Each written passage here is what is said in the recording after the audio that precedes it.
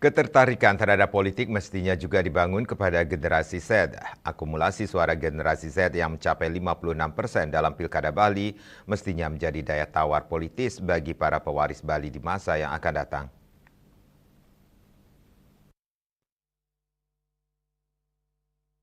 Dengan tingginya jumlah pemilih dari kalangan Gen Z tersebut, sudah tentu calon kepala daerah harus merangkul aspirasi generasi Z. Gen Z jangan lagi memposisikan diri sebagai pihak yang menjadi objek politik.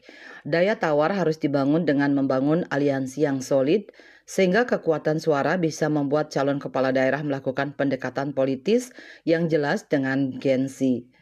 Manggala Yuwana Kabupaten Badung, Dr. Yoga mengungkapkan mulai dari sekarang calon kepala daerah sudah harus mempersiapkan visi misi yang berpihak dan menempatkan diri di tengah-tengah Gen Z. Pihaknya juga berharap agar Gen Z juga ditempatkan pada posisi strategis di pemerintahan sehingga kebijakan yang dibuat nanti mampu berpihak kepada kaum milenial dan Gen Z.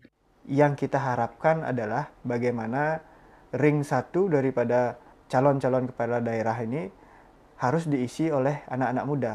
Karena kedepannya jika anak muda sudah mengisi ring satu atau menjadi tim yang memberikan masukan, sudah pasti semua aspirasi yang disampaikan oleh Gen Z pasti tersampaikan.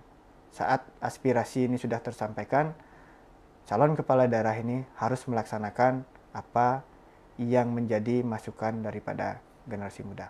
Seperti diketahui selama ini, budaya dan kecenderungan pengelolaan politik didominasi oleh para calon pemimpin dan jaringannya. Pemilih hanya diposisikan sebagai pihak yang wajib mendukung. Paradigma ini hendaknya dikritisi oleh para Gen Z dengan menjadi pemilih otonom. Andika, Bali TV.